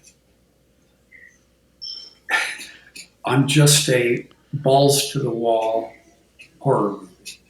I think it's just beyond belief. We got to Dolls and From Beyond. Then people were expecting it. And I think they didn't make the same splash, especially From Beyond, I thought was going to be huge. But ultimately, maybe it would have made a huge splash if it came before Re-Animator. But it really didn't. It didn't hit. I guess we thought it was going to hit the mainstream or something because put in all these monsters and sci-fi elements. And talking about Re-Animator, is that the film you find people want to talk to you most about? Actually, these days, I get asked more about Society, surprisingly, because for a long time, Society was the ugly duckling. It was the ugly stepchild. Nobody liked it. Nobody, even my friends didn't like it. In Europe, they did. In Britain, it was actually quite a success. But back then, we didn't have the internet, so who knows what's going on over there. Spain, France, Italy, it had it worked kind of.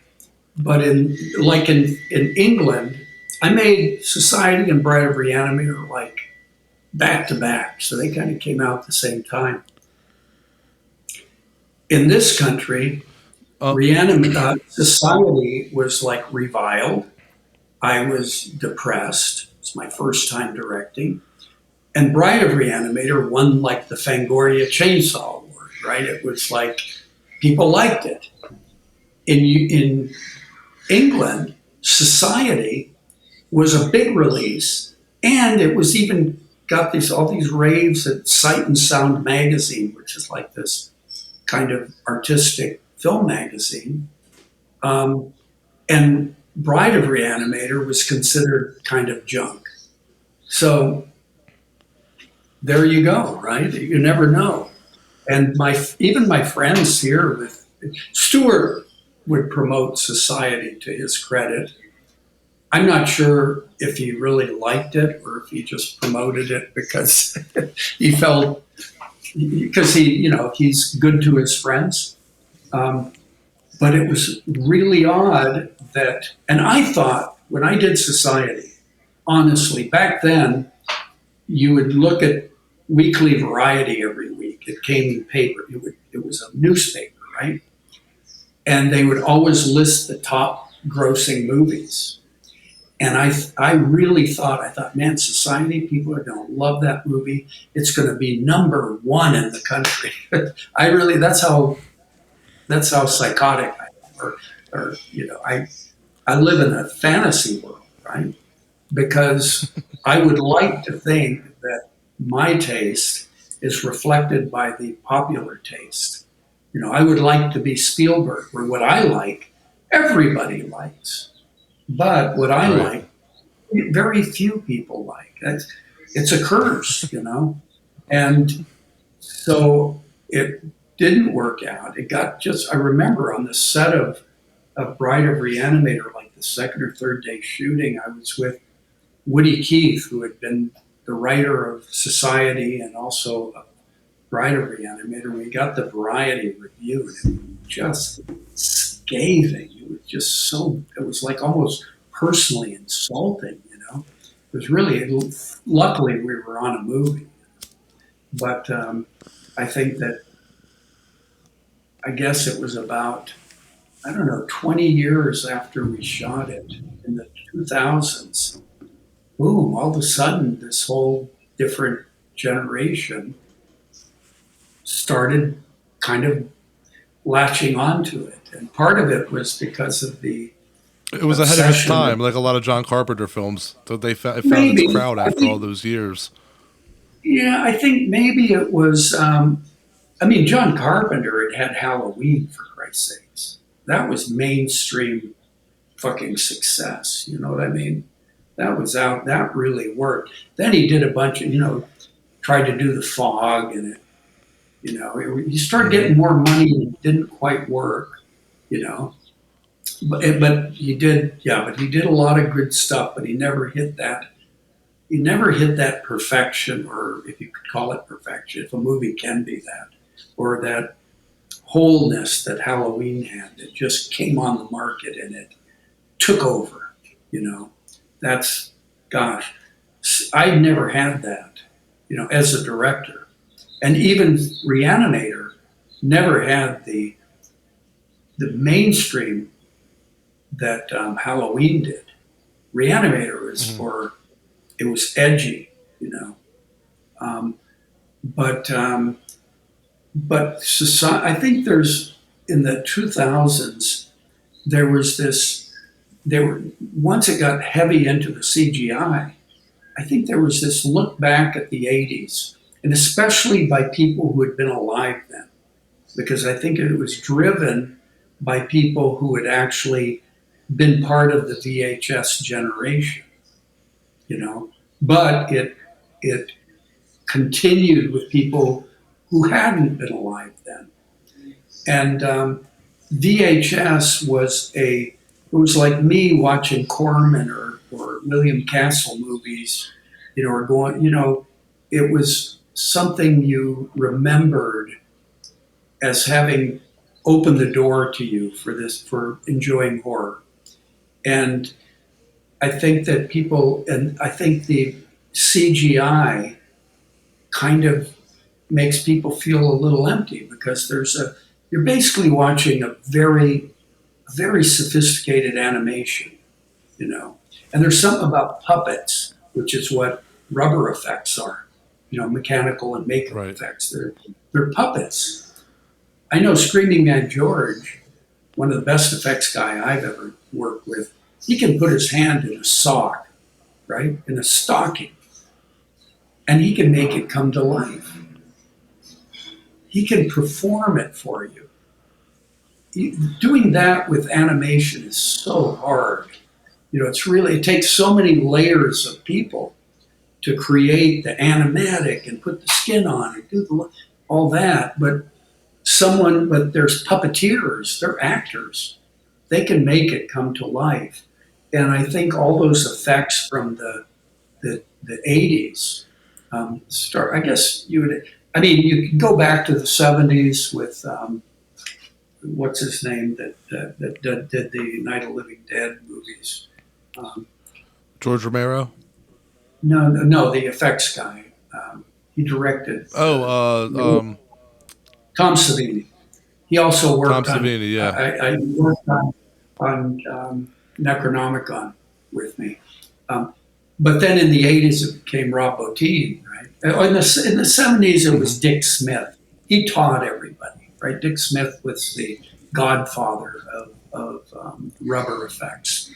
Rob Bottin, you know, used to get into the American Werewolf and the Howling. The Howling. They started doing replacement puppets, and then of course The Thing, which was I think Bottin again. The Thing was incredible. Mm-hmm. Not a successful movie, but my God, what great stuff, right? I mean, It's amazing. What fantastic alien weird shit. So all of that stuff, it's so alive because it's puppets, and it never works, of course, really. You've got to just keep shooting to make that stuff work. But I think there was also the way films began being financed. It was digital, and going back to what I said about with digital, you don't really have to light unless you really want to. Whereas with film, you got no choice. You got to take a decision. And the fact that 80s can be a little clunky because you can't shoot that much. You can't edit so quickly. You know, you can't just do all these fixes. But I think there was the fact that the way things were financed were so kind of grassroots then. There were so many little companies doing it. I think that was reflected in the content of the movies. And I think people in the 2000s, some look back with nostalgia to their childhoods when they watched, you know, they would go to the Blockbuster and get some horror movie and watch it with their friends, and it would really shock them or whatever. They would get into it. And then maybe younger people who maybe that was either their older siblings or they look back, right? The way when I was a kid, I wanted to see the Universal horror movies. I wanted to see Frankenstein and Dracula and the Creature of the Black Lagoon, but they had been made, I guess, 10, 15 years before I was born. And I only got to see them on TV, until later when I was able to see Prince. But so I think there was this look back at the 80s, this nostalgic thing that helped society. And then the other thing I think that helped society was that the effects sequence, the body horror part of it, as they call it today, was never matched. It was not. It didn't influence. It did very little of influencing other movies. I mean, it did, but not much. It didn't. It's not like there was a bunch of movies like Society. When you see that, you go, nobody's going to do this again ever. It's like watching like The Cabinet of Dr. Caligari or something. You go, fuck, this is never. Nobody's going to do Dr. Cabinet, the Caligari again. So Right. I think there was that. The effects are just so far out there, and it's kind of disturbing and surrealistic, and then the final thing is that because it made a new monster out of class struggle, which is sort of this political undertone, based on the fact that, when I grew up, when I was in college or high school, it was the civil rights era. It was Martin Luther King, and it was Kennedy getting assassinated, the Vietnam War, and people marching against the war, and everybody was very political, and SDS. And it was like everything was political, and it was a hell of a lot of fun, right? Because you're young. And so this whole idea of taking this class struggle type of idea and making a monster out of it it was not what was going on for the Reagan era. Because in the Reagan era, when it was made, the idea in the US was there aren't any classes. We don't have classes. You just have to work hard and you'll get rich. That's the myth of America, right? And that was certainly the presiding myth of the Reagan eras. Well, when we got into the 2000s, we hit the Great Recession. And I think the young people that experienced the Great Recession, it was shocking. And they started seeing there was a whole bunch of real rich people, and there was a whole bunch of people that were having a hard time. And so I think that Occupy Wall Street type thing, I think that made and especially because that's when all this message forward stuff happened. And so I think that made it seem like, wow, that's a message movie. It was never meant to be, but it was there because I was trying to make a new monster. I thought, hey, there's an opportunity to make a new monster. But so I think for all those reasons, it has more interest now than it ever did. And hey, I'm happy for it. I showed it in Korea last week, and all these young Koreans are watching Society. The other one I showed was Dagon, which was the last movie I did with Stewart, and I think his last his last Lovecraft movie, and I guess mine too. Well, so you funded Re-Animator, though, with money that you borrowed, and you personally guaranteed it back to investors so that you could do whatever you wanted with the movie so no one was watching over your back, like we had kind of talked about earlier. You said, thinking back on it, that probably wasn't a good idea. At any point, did you and or Stuart think, we aren't going to get away with making this, like we're going too far? No, and I don't think it was a mistake for me, because otherwise, I don't know if I could. I mean, I didn't hit it big like I thought I would. But when I was younger, I just always thought I was going to have some huge hit. I don't know. I guess it's just the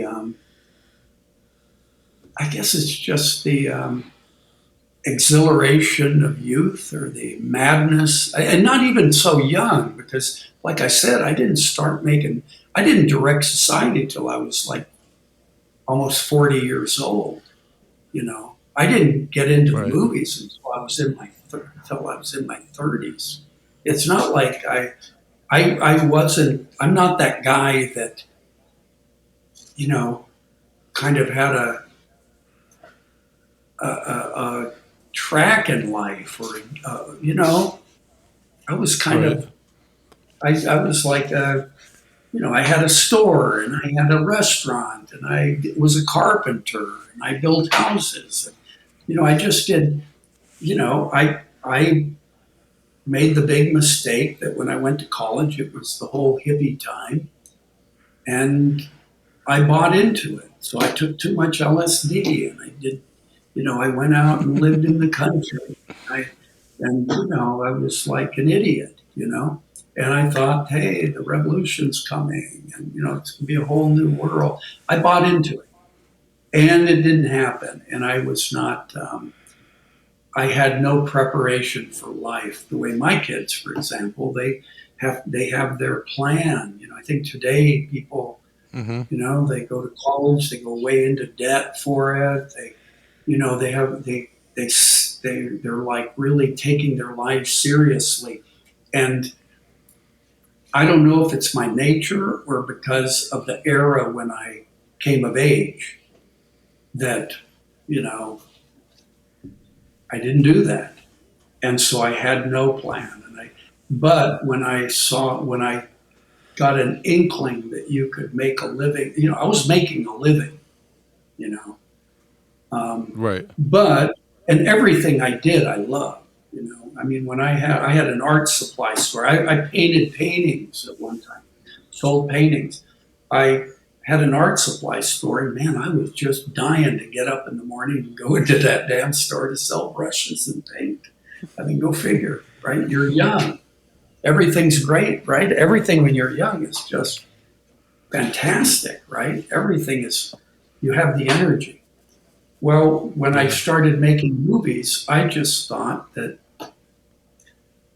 I mean, I didn't know about how the business was. I didn't know what the studio system was, or I didn't have any goals to be a great artist or to make huge studio pictures. I just had this idea that if I could make movies and make my living that way, that seemed like a better, you know, that would be more fun than running a store or, you know, doing, you know, constructing houses or something. And so and Right. I got sucked up in it because people who, you know, when you make even an amateur movie or something, you get swept up in the process.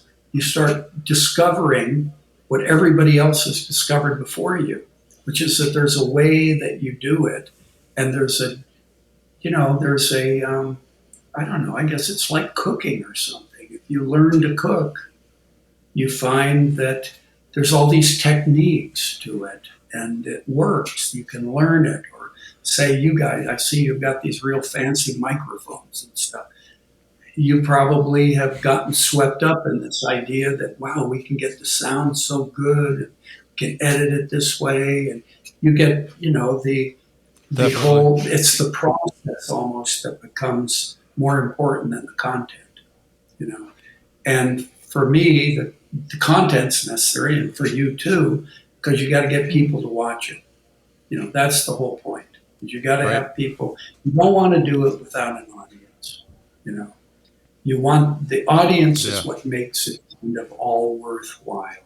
You know, Yep. and so that's how I looked at it, and I didn't really feel like you know, as I was doing it, I knew so little. I was so ignorant that I just kept thinking I was going to hit it huge because I was young and not even that young. I was in my 30s, and I still had this idea that things were just going to get better, you know. But I didn't hit that, you know, I didn't get to that level. But on the other hand, I you guys are talking to me. You know, Yeah, you did something right, right? I made a bunch of movies a long time ago. I'm an old man, and you guys are going, "Hey, we're going to talk to Brian Yuzna," and it's kind of like, "Oh, good. Hey, that's better than a kick in the face." Right? It's better than Yeah, if I right. made a bunch of movies that nobody even cared about. You want to know about the dentist? Hey, I'm willing to talk about it. Who cares, right? You just think, hey, that movie was made like, I don't know, how many years ago? It 25 was years, 20 '96, years, so yeah. 25 years. Eh. Hey, I've made a bunch of movies nobody gives a crap about, and they probably shouldn't. Well, you and Stuart Gordon would watch horror movies every weekend at your house so that you could keep up on what was current in the genre at the time and outdo it with Re-Animator. Were you surprised by how far you had to take things in regards of nudity and sexuality and gore to outdo the movies that were coming out then? No, no. We didn't look at it that way. We watched a bunch of movies, and it wasn't just on the weekends. I've always had, since they had big screens, I've had a big screen. I bought into that real early when they were terrible, right? Now, God, if you don't have a projection You're all, television, I John. think you're just not into movies. And I'm not going to ask you guys if you have one, because you can go get one next time. But for very little money, you can get super quality, and you can project it on your wall. You don't even have to get a screen, and you can have a big screen. I think that, so I always had a big screen, and so we would always do it at my house, and we watched a hell of a lot of movies. Um, to a certain degree, I'm not sure we were trying to be more, I don't think we were trying to outdo anybody.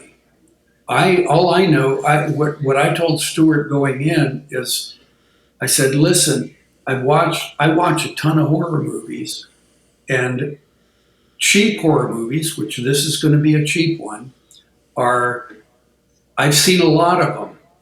And the ones that are just deadly, the ones that are real failures, is when they try to be respectable. You can't do a cheap horror movie and maintain your respect of your neighbors. So we cannot hold back with the exploitation. It wasn't that we were trying to outdo anybody. It was just that we're not going to try to be respectable about this. We're going to go pedal to the metal, and luckily, Stewart wanted to shock people. That was my great, you know, my great talent was that I chose him to make a movie with. Was there anything that was cut at all that you thought went too far, or was there just nothing that was No, off no, limits? no. Well, I mean, we didn't see eye to eye with the final cut of the movie, not when it was going there. Not on the process, because Stewart was living in Chicago and he was working at the Organic Theater, and he wasn't getting paid enough on this movie. He had a family. Stewart had, I think, 2 daughters by that time. I had 2 kids. I brought him from Chicago with his wife, and they didn't, I brought him at Thanksgiving in '84, and then we shot until Christmas, and then he edited until January, and then he went back to Chicago to work. And we would send, and Lee Percy, who's one of the unsung heroes of Re-Animator, a really terrific editor, he would do the cut. I would sit with him, and I was learning from him, and then we would make a VHS tape and send it to Stuart, and he'd make notes and send it back. One of the things that we did was, the guy who introduced me to Stuart is a guy named Bob Greenberg. And he got this club in LA. It was called the, um, I don't know, the Society of Sci-Fi Horror and Fantasy Films or something. They give out an award every year, and now it's kind of seems like a legitimate thing. But back then it was a club, and we got them to come to a recruited screening. So we showed the picture with just sound effects and dialogue and some music, I think. I'm trying to think. But, and then they filled out papers, saying what they thought about it. And then we edited the movie again. And I had some disagreements with Stewart on just a couple things. Besides the fact that Lee Percy reconfigured some of the structure of the movie. But for example, you pushed for the opening sequence, didn't you? The opening sequence we shot after we edited. So we shot the opening. We needed to shoot some more effects for the ending. There was stuff we were missing. So we did reshoots. Okay. After that. And Stewart came back to direct the reshoots. So we shot the opening sequence after we had edited the movie. Because I felt that we had a scene already written, but we didn't have time to shoot it. And Stewart and Dennis, I think, both thought it wasn't necessary. But when I saw the movie put together, I felt like we needed to put some real hard stuff up front because the audience wouldn't be ready for what was coming. We needed to let them know what's going to happen with this movie. And that prologue ended up being very important to it. And I think almost anybody will say that it's one of the best scenes in the movie because you get to introduce Wes kind of the way you want to see him. I gave him life. Right. And you get to see the great John Buechler effect of the eyes popping out. And when you see that, you go, whoa, I see where this movie's going, right? If you don't see that, it takes you until the cat scene, 15 minutes in, before you see anything. Oh. So, I never thought of it like that. Yeah. And so originally, all we had was this scene with this corpulent woman naked, being as Dan Kane is trying to bring her to life. And I remember telling Stewart and that we don't want to see that much of that.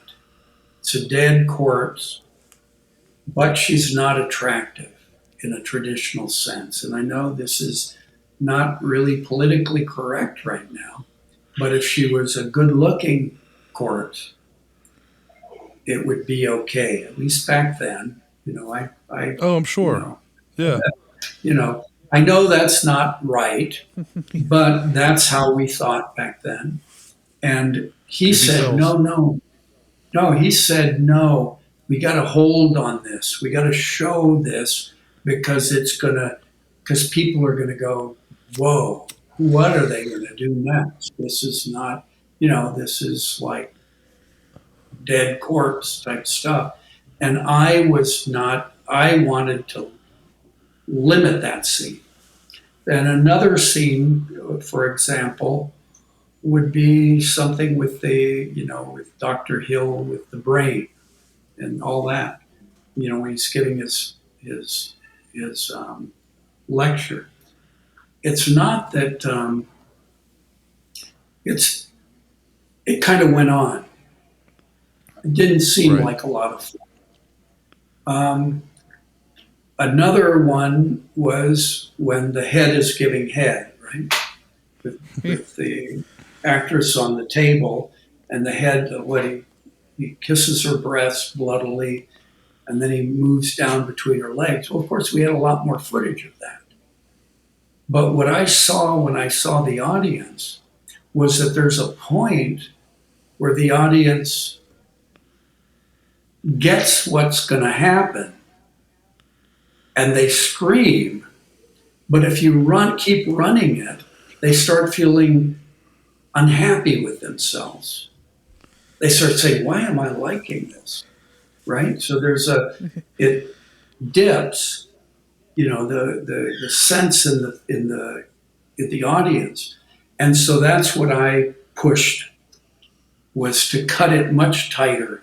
Cut everything much tighter in the movie, and especially to move the horror up to the point of, there's a point where you get diminishing returns. And I think you see that in The Dentist with the scene where Corbin is torturing his wife, pulling out her teeth, that you really don't see, you get to the point where you hit that moment.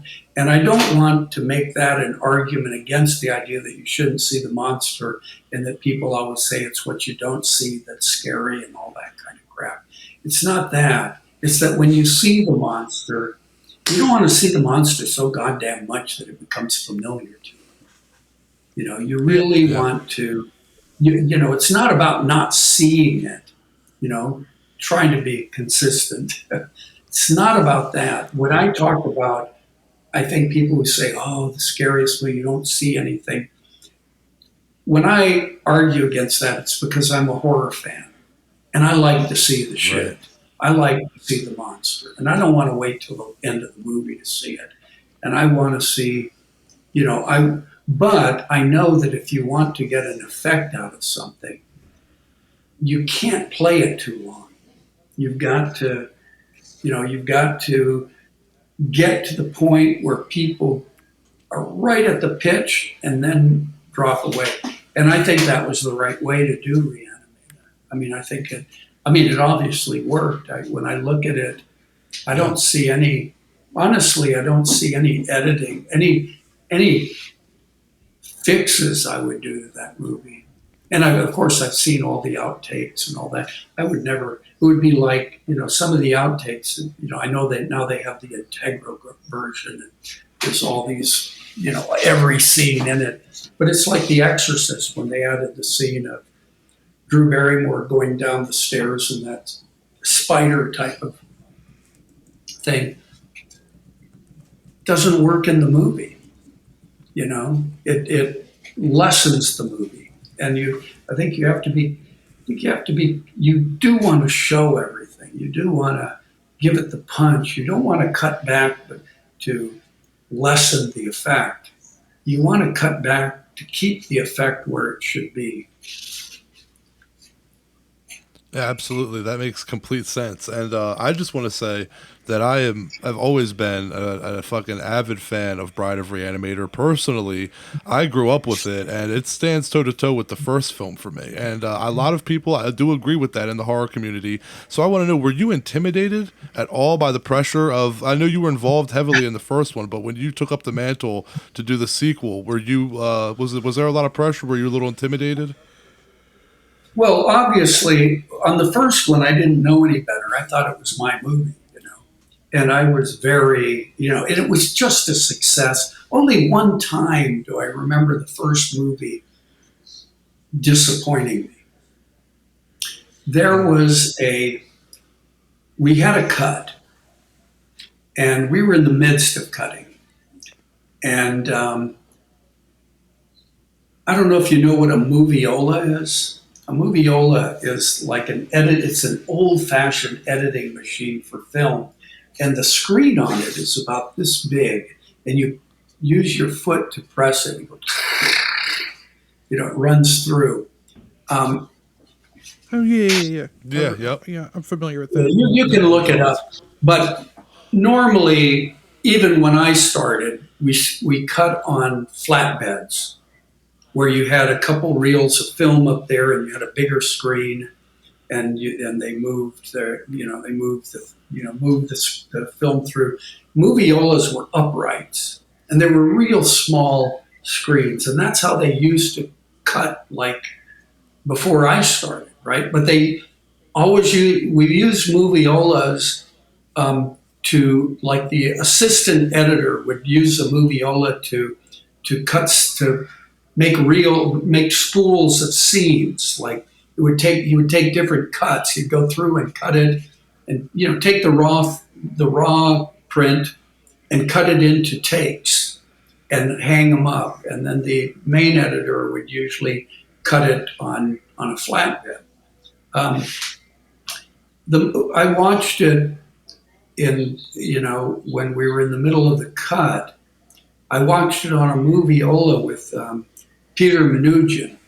Peter Minuchin was a director at Empire, and he also was a production manager, I think.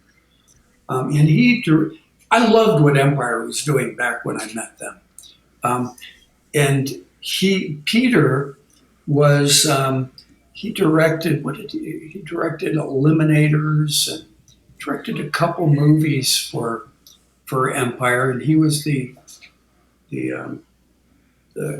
production manager for him.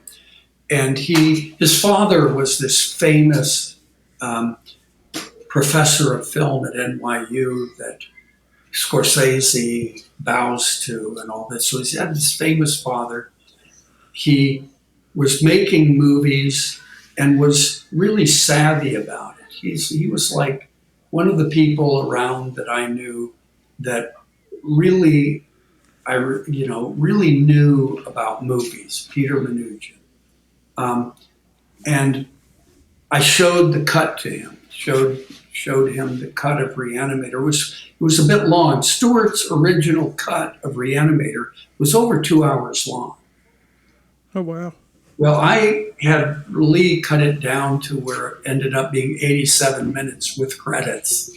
And there was a little back and forth between me and Stewart. Of course, if Stewart hadn't gone along with it, I wouldn't have done it. He went along, but he wasn't really in favor of it, I mean, it was his first movie, right? Mine too, right? But so he went along with cutting it. But at this point, I showed I think it was like, 2 hours and more than 2 hours long, right? And Pete looked at it. I sat with him, and my heart sank. I could tell that it just wasn't what we hoped, wasn't up there. So we did cut it way back. That was one time. That was maybe the only time I watched anything from Re-Animator.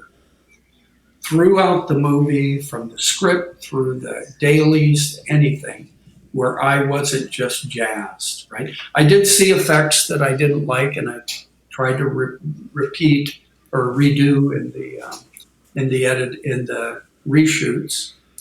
There was little bits and pieces, things, right? The cat, I never liked the cat. I thought the cat should be more demonic, more crazy, and I had John Buechler actually shoot a whole nother cat bit, but it looked like he did it like it was Ghoulies. I don't know if you know Ghoulies, but he did the movie. Yeah, of Ghoulies. course. And it looked like and Ghoulies. So I one. ended up using Tony Dublin's cat, and it was just fine. But I was obsessed.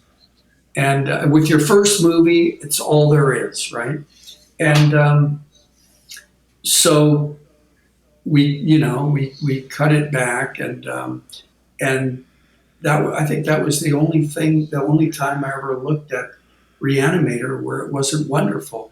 Even when we were doing the ADR, I remember going to the ADR studios, and ADR is looping, like automatic dialogue recording. It's, having the actors redo it because the sound wasn't good. And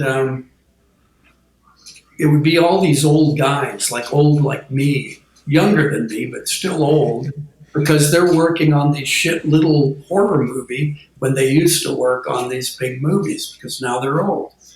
And you have to go to the big, these recording studios. And I remember supervising the ADR for Re-Animator, and people were coming in to watch it, other people from other stages. And I went, wow, everybody likes this. They're getting off on it. So I think that was, that's the way it went. And the first screening was at the Cannes Film Market, not the festival. We were in the market, but at the same time. It was at midnight at the Star Theater. People were in line around the block in the rain to see it, and it had never played before. And it got the biggest effect, you couldn't have wished for a better response, They had to move the reels over to the next theater. It was a triplex in Cannes, so that they could fit everybody in. And at the end, during the music, everybody was clapping their hands and stomping their feet. And Roger Ebert was there, and I buttonholed Roger Ebert. I just thought, hey, movies, what's not to like? Of course, since then, I've had a lot of real bad movies, and it doesn't work that way. But when you have anything that works out well, you should enjoy it. And Barbara Crampton didn't return for the sequel. Was there any reason she didn't come back? I think I don't know, maybe the part was too small for her. We only had her, I had her for the prologue. I wanted to pick up right where the movie left off, and she didn't want to do it. And I shot it with another actress, and then I cut it. The sequel, I worked with Stewart and Dennis on the script for a sequel. It was always going to be called Bride of Re-Animator. And the original script that Stewart and Dennis and I were working on was West and Dan Kane were working at a mortuary undercover. And then, Barbara was in it, Meg was in it. And the only character that survived that was the finger eye creature that was in Bride. And for some reason, I just glommed onto that. It's like with Society, I had this idea of this flesh melding together, and I couldn't let go of it. I made the script all about that. With this, I just wanted to see this. I wanted to have this. I just imagined this fingers walking around with an eyeball, this little creature. And so that was in it. But we were working on it, I think it was in January or February. And then I got the money from the same Japanese companies that finance Society. But they said we had to shoot in the second week of June. Or it must have been some tax thing or something, but it was like a hard thing. And I went to Stewart and I said, look, we got to get this script done because I have to shoot in June. And he said, well, we can't do it. We were working on the treatment at that time. He said, no, we need 6 months. I can't make it for them. And he wouldn't budge on that. And so then I paid them off. And I started over. I started a new script, a new story completely, with Woody Keith and Rick Fry, who had written Society. So we just came up with a whole new story. And we got our script, our first draft of the script on May 1st, which was 5 weeks before we're going to shoot, and which was the day we opened the production offices, and we started casting then. And Barbara turned us down, and Jeffrey at first said he wasn't going to do it, and then he finally did, thank God. And David Gale in April had called me up. He played Dr. Hill. And he called me up and said, hey, I hear you're doing a sequel. I said, yeah. And he said, what's in it for me? Which is what actors always ask. What's in it for me? And I said, man, I don't know. In the first movie, your head got cut off. And then it got scrunched and squeezed like a sponge and thrown against a wall. I don't think there's anything. And he said, hey, listen, I don't know, man. I could have some ideas about that. And I thought, man, nobody else wants to do this movie. He wants to do the movie, so we put Dr. Hill as as the main thing, right? And when we put bat wings on his head, that was scary. Yeah, that made me. Yeah, it was totally daunting and insecurity to do a sequel to Re-Animator. I mean, just totally. But I didn't have any choice. You got to go up and crash and burn if that's what happens. I've done it enough. So, but yeah, it was really kind of daunting, to think that you're going to try to follow up Re-Animator. But even then, back then, I was so full of myself. I just kept thinking I could do anything. Yeah, I love that bat head. That was an awesome effect. And like you said, you had Jeffrey Combs back. Did that help make you think maybe the sequel was in good hands because you had him back on board? It would have been tough. People like him. When we did the third one, all I had was Jeffrey and nobody else. And we shot it in Spain, for Christ's sakes. Nobody even knew about those movies. So you can see, even just with Jeffrey and me, I think we made the third one seem like a Re-Animator movie. That's pretty tough with all Spanish actors. And there was a British guy that played the Dan King part. But gee whiz, so I think people really identify that the property with Jeffrey. I think of course, I try in the second one, even on the third one, I really tried to do it kind of the way I thought that maybe Stewart would do it. Of course, I can't direct actors like he does. I don't have the same, I don't have the facility of storytelling that he had, so it can't have that. But what I could do is do the things I like, which are kind of over the top effects and really weird stuff. And so that second one had to kind of survive off of, it's not going to have the most tight story or anything. It's not going to have the great acting, but it would hopefully make up for it with, extravagant kind of effect spectacle and gore and stuff. Well, I think you're selling yourself short. You did a fine job. You did a fantastic job on that movie. And there's some things that our listeners might not know. This movie was filmed in 5 weeks, and the opening tent scene took a week alone to film. K&B Effects were working on this film for 24-hour shifts to get their practical effects done. So, Brian, was this the hardest you've ever worked on a project? I don't know. Maybe. I tried to go 10 hours with the first crew and then bring in a second crew and keep going for another 6 or 7 hours. I couldn't do it. I did go to the point where I just couldn't stay awake. I tried to, because, hey, I was signing the checks. They put the money in the bank. I was signing the checks. I called all the, it's the best. That's the best way to make movies is when you sign the checks, you direct, you can control everything, but you have to, but also I think the caveat is I never wanted to do everything. I just want to be in control.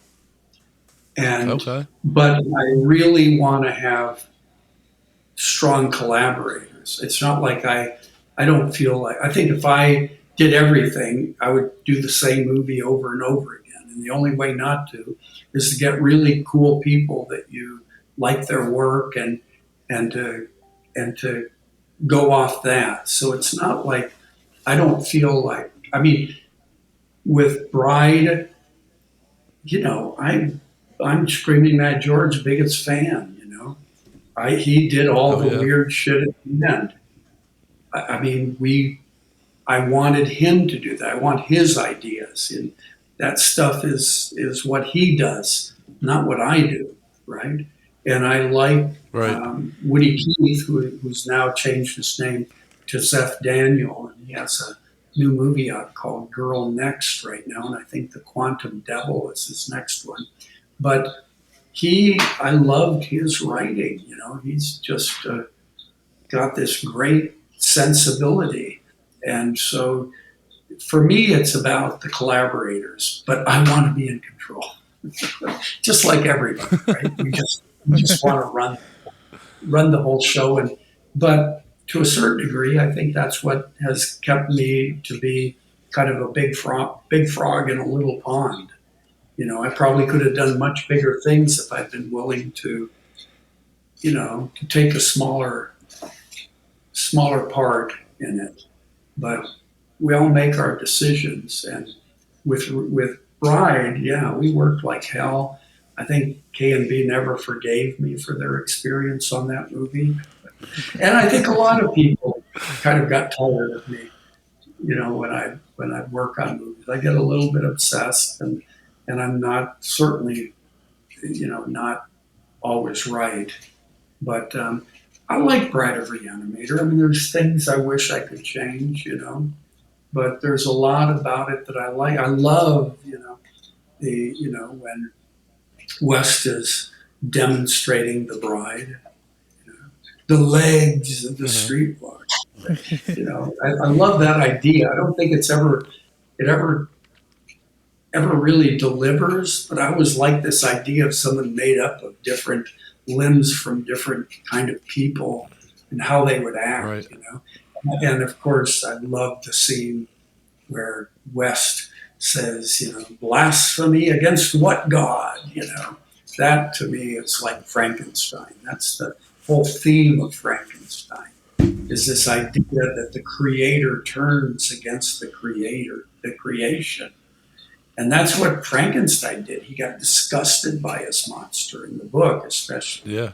And he's disgusted by this thing. And I think we all can relate to that, because there's this idea that, maybe our parents think we're not good enough, or, or our lover thinks we're not good enough, or, you know what I mean? It's, Definitely. The idea that humankind is just shit. God could turn from us because, damn, can't we be better than that? I think that is the theme of Frankenstein, and that's the kind of the Bride of Re-Animator. And Dan Kane, he creates this woman for himself based on the heart of his lost love. And so, of course, the favorite scene is when she pulls out her heart and says, "Is this what you want?" Who can't relate to that? Who can't relate to that on a romantic level? So there is stuff in it that I really like. I think I could change a lot in that movie, but there is a lot of great stuff in it. Hey, listen, guys, I'm going to have to bail out of this. Yeah, I've got to go. I think dinner is waiting downstairs. So anyway, it was great talking to you. Thanks a lot. I hope you make sure you throw some clips in to this. We can get away with it. Nobody's going to come after you. Just make them short. No problem. And thank you again for being on. It was a great talk. Thank you so much, Brian. It was a pleasure, man. Okay, guys. Hasta la vista. Thank you, sir.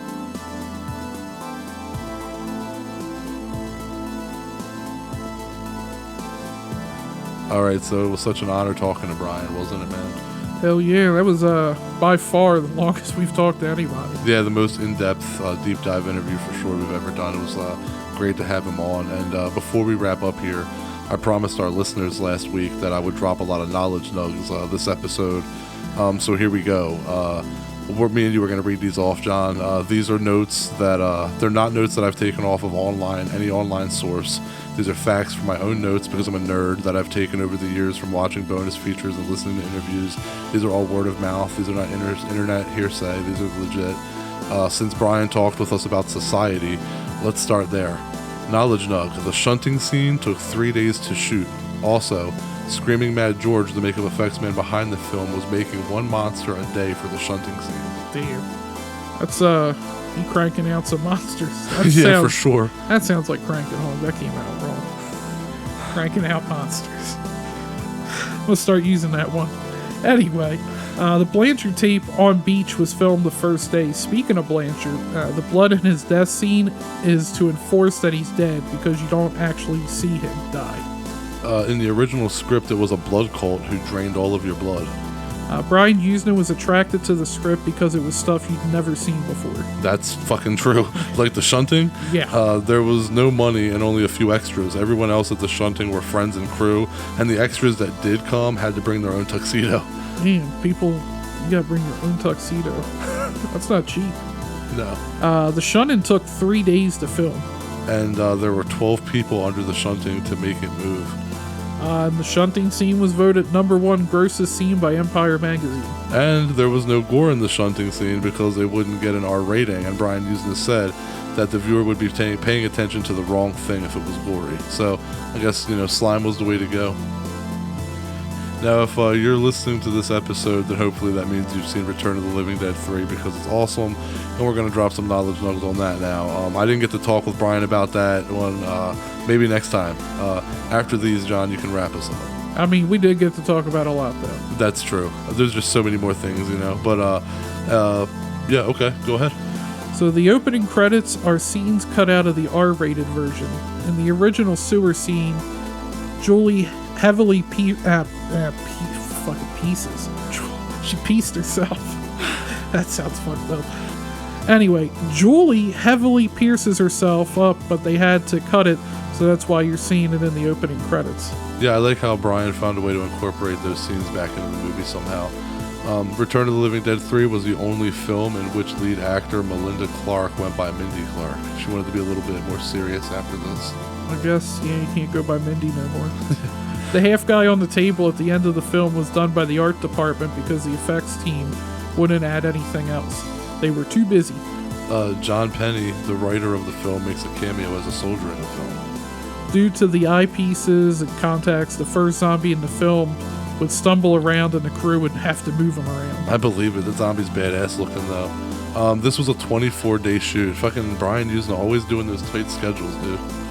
That's their own water in the sewers. They had a fresh water truck supply their water so that Mindy and the cast didn't have to lay and walk around in dirty water. Yeah, that's a blessing.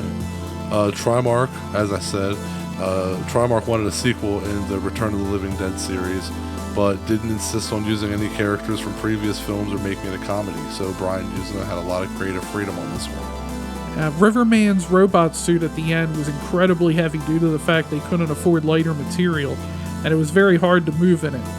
So, do you got anything else, or can I wrap this damn episode up? That'll conclude our knowledge nugs.